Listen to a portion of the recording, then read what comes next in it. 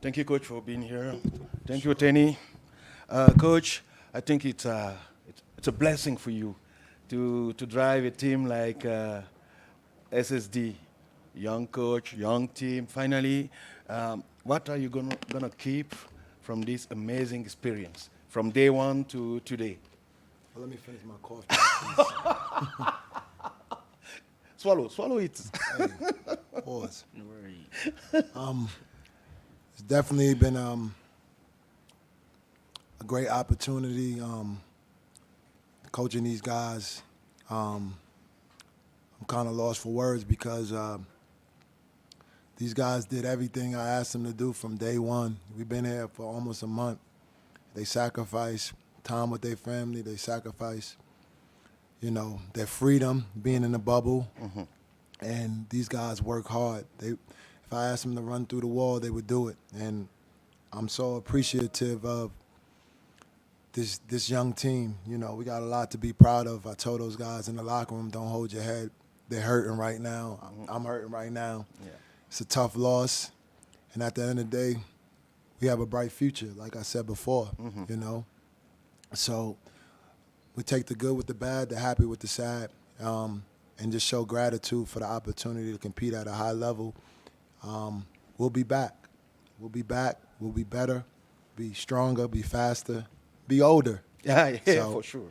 Looking forward to it. Tenny, fatigue, lack of experience. What made the difference today, especially in the second half? Definitely experience. You can see Tunisia has been here. Little before. bit higher, please. Sorry, Little bit higher. oh, I'm speaking too low.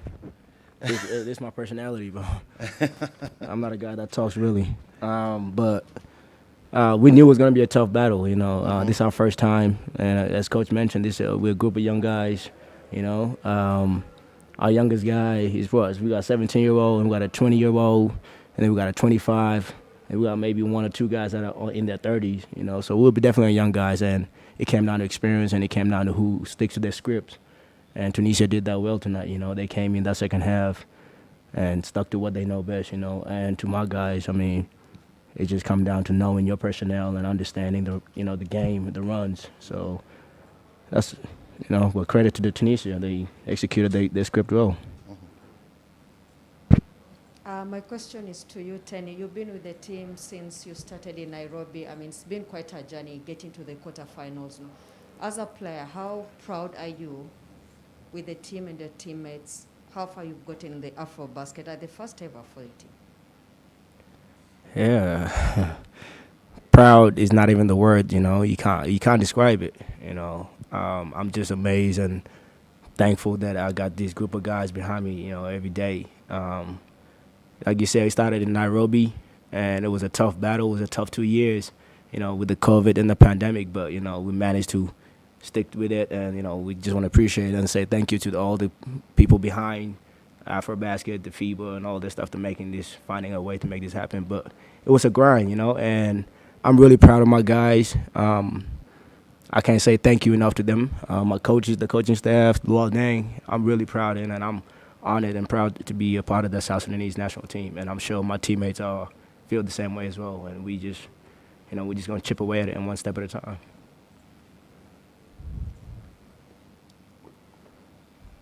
Who wants the mic? Ryan. Coach, what's the biggest lesson for the team and for yourself to take away from this AfroBasket? It's a lot of lessons learned. Tenny hit on it. Experience. You can't buy experience. You have to go through the fire, and we went through the fire. They competed at a high level every game. We were in the game the first half. It was 40-40. These guys made some shots.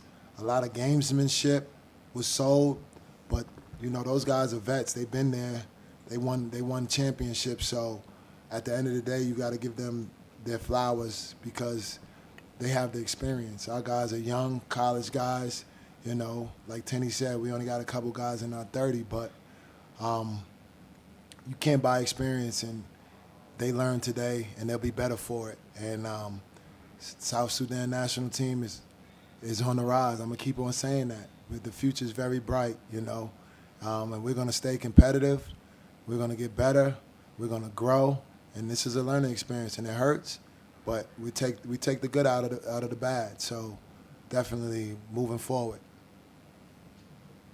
To both of you, congratulations on this great journey. Tenny, I know that you've been there for a long time, and you've also got the young kids coming up, and Ding Akuth, who today I think we really started to see he could end up being something quite special. You know, you coach in the NBA. I mean, how do you project, you know, what is his future like? I mean, with all these guys, they got to keep on working. They got to stay hungry. You know, nothing says you're going to, in 4 years, you're going to be this, you got to be that. You got to keep on working. He's a living testament. He's a grinder, you know. He's a grinder. Keep on working, keep on staying with the process. You know, he's been here from the start of it, you know, and to see where it is now, it's unexplainable. But, I mean, DA, you know, the future's bright for him. But he has to keep on getting better and keep on climbing and keep on, you know, with his game. And I'm going to keep coaching these guys up and keep on pushing them and keep on putting the pressure on their back because, you know, if you want to be great, you got to be tested. And hopefully we get to that point. But I can't predict the future. We just got to wait and see. Last question for Tini, please. Damn. Tenny, you got the African qualifiers just right around the corner. I guess that's the good thing about the new system is that you don't have to wait around for 4 years before you play again. You can actually jump right back into the fire. I mean, is that what you're going to do? Is South Sudan going to be able to use this maybe as a launch pad to go have a strong campaign and try to make it to the World Cup? Definitely. Definitely. The first thing we're gonna do is we want to take the time out, take a week off, maybe. You know, just acknowledge what happened. We'll just have what we've been through, and then after that, we're back into the lab. You know, back to the grind because come, you know, the is it the Euro qualifier? Sorry, come the World Cup qualifier, and I'm sure we'll have something ready for everybody. I can guarantee you that we're gonna be in the lab. We're gonna be working. Thank you very much, Coach. Thank you, Tini. Just one word from my side. Keep your heads up. The best is yet to come. Thank you. Appreciate it.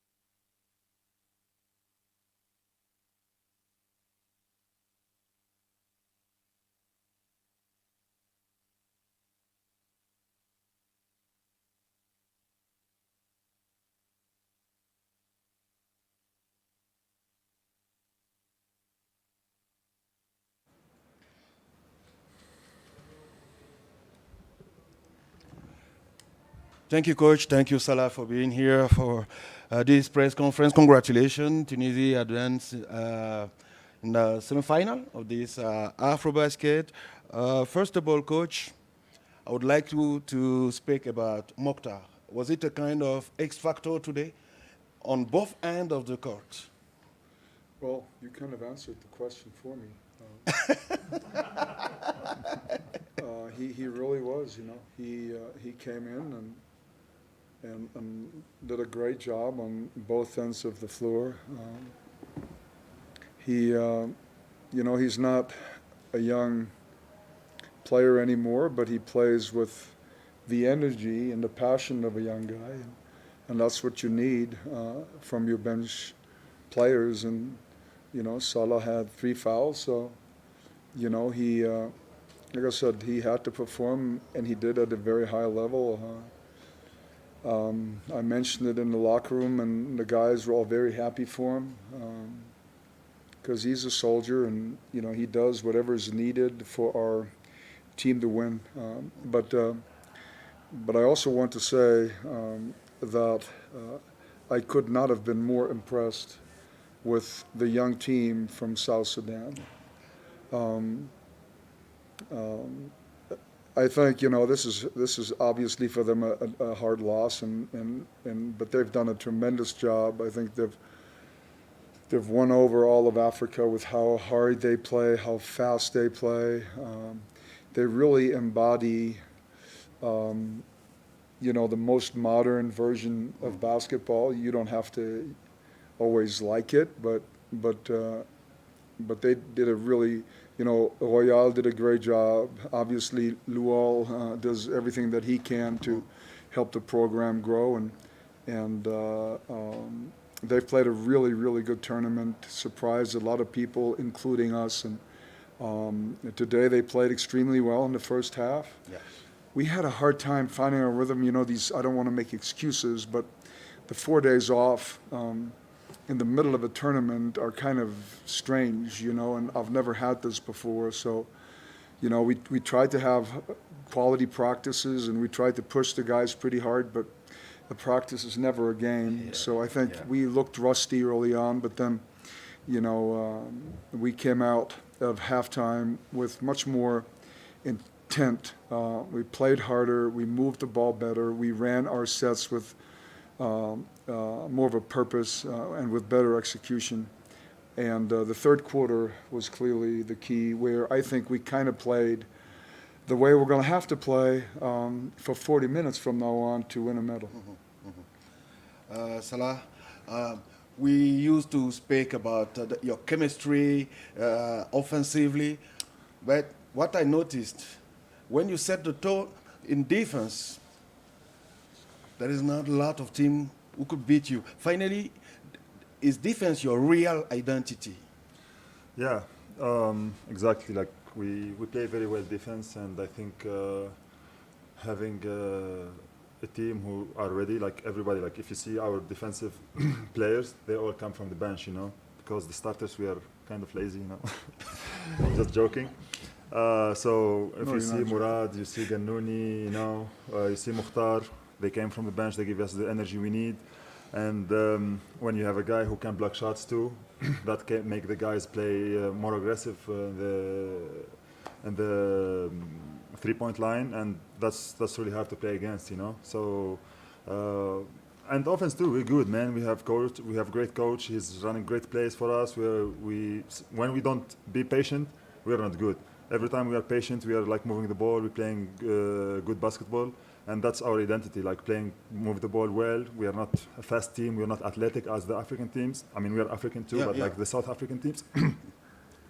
So we gotta be smart. We play more like European, maybe. So that's our identity. And as you said, like whenever we want to turn it on, we turn it on in defense. So as coach said, I guess we have to turn it on since the get-go, we're not wait for till second half like today or like Egypt's game.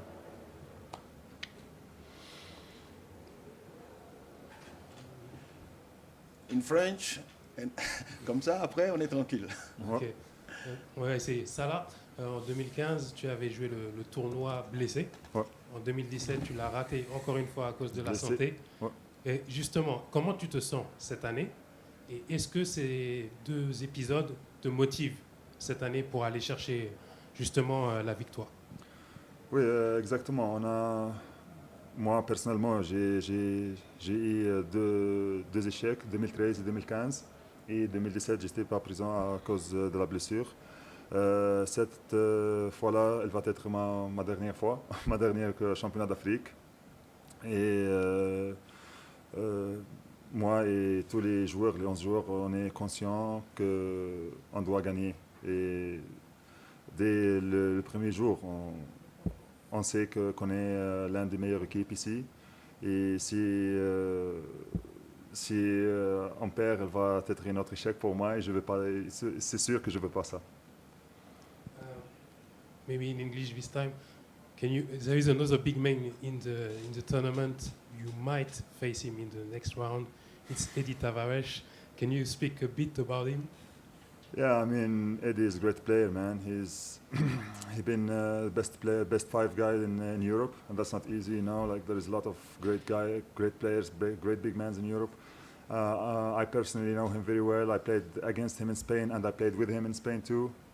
The guy was in the NBA for a little bit too. He played the D-League and NBA, you know. He's very experienced. He knows how to play. Me and him, we are kind of little similar, you know. So if we see him in the next round, it's going to be a great deal, you know. Going at each other's, and I can't wait for that to happen.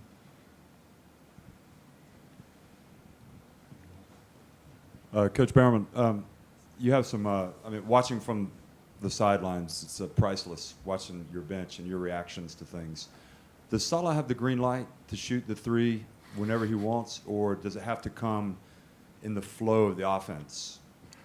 And you're not opposed, obviously, to him taking threes, but... You're causing problems here. Yeah, yeah. No, not at all. Not at all. I mean, he hit 3 today, right? Yeah. No, he's a good three-point shooter for a big guy. And, you know, when you have a stretch five like him, you know, that opens up the floor for everybody else, for Michael, for Omar. It opens up the floor for post-ups by Makram. So, yes, I think that's a real weapon for us. And frankly, I think it's going to be whoever we play, you know, but especially if it's Eddie, you know, we're going to make him guard us on the perimeter and try to take him away from the basket. I'm not giving up any secrets. That's what everybody would do when you have a five-man who can shoot the ball as well as Salah does. He works on it very hard before and after every practice. So yeah, of course he has the green light, and you know, we're very happy that he has expended his game to that point. You know, when you can morph from 4 in and from 4 out to and 1 in to 5 out, that gives you a tremendous advantage. And plus, you know, when he's out there spotting up the threes, you know, it's much easier for him to get back on defense and anchor our defense as opposed to being at the block and you know, getting fouled a lot before and after the catch. So, yeah, no, he does have the green light, and he does a really good job from there. Coach, we said it in commentary about team chemistry and the amount of guys that just kept coming off the bench and putting up big minutes. We've already talked about Giaza, and then the 3 main scorers. Can you just give us an insight into how this team operates and how they get on, and just that everybody is ready as soon as they come on the floor? Well, thank you for saying that. You know, going into the tournament, I talked to every player about his role, or I think a better term is responsibility to the team, how he can impact the game and help the team win. And that's the number one thing that you got to understand as a player. And they say, you know, it's a nice cliche, you have to become a star at your role. Not everybody can score, you know, 20 points like I think Salah did today, or 17 like Michael did. And they've all accepted the role. And like Salah did, the guys that come off the bench, they give us great energy. They do play with a defensive mindset, which is very important. So yeah, it's a good combination of very experienced players that know when to pick their spots.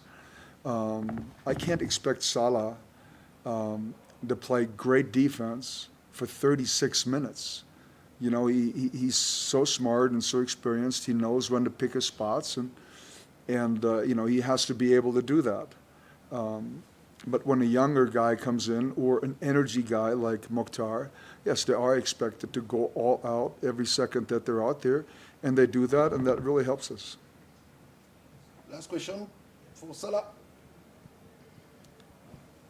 Nothing. Okay. Yeah. It's the first time I've seen you, courtside. It's my first AfroBasket commentating, so it's been an absolute pleasure to see you up close. I mean, Coach has already talked about how you've extended your game, but where I really feel you're a threat as well is all those moves and the arsenal you've got to make your moves close to the basket. Can you just talk about your thought processes, especially up against Denga Koof today, who that was a pretty tough challenge for you as well, close to the hoop. Yeah, man. Like that's the secret. It's coach always try to make the first one. Once I make the first one, then they're gonna close out on me. Then I can drive, and I did that twice today, maybe. Made one, missed one, and that's the way it is, I can play inside, I can play outside. Especially me and Makram, when we play together, we know how to play off of each other's. When he's in the post, and Makram came to talk to me, and he said, Salah, I want to play more inside, you play outside. We are both like very versatile. We can play in and out, So we play very well. Me and Makram, we grew up together in the same club, We played together a lot in the national team, almost every year. So we know each other's, and we know how to play off each other's. And it is what it is, Whether it's as coach said, next game is going to be Eddie. Eddie is a force inside, He's taller than me, he's bigger than me. So maybe me shooting threes and playing outside is going to help, maybe. You mean they will beat Uganda? If Eddie, because we've been talking about that. I mean, all my respect to Uganda, their coach is a very good friend of mine. He worked with us in Dallas, but I mean, if it's Eddie, it's going to be a dogfight. Yeah.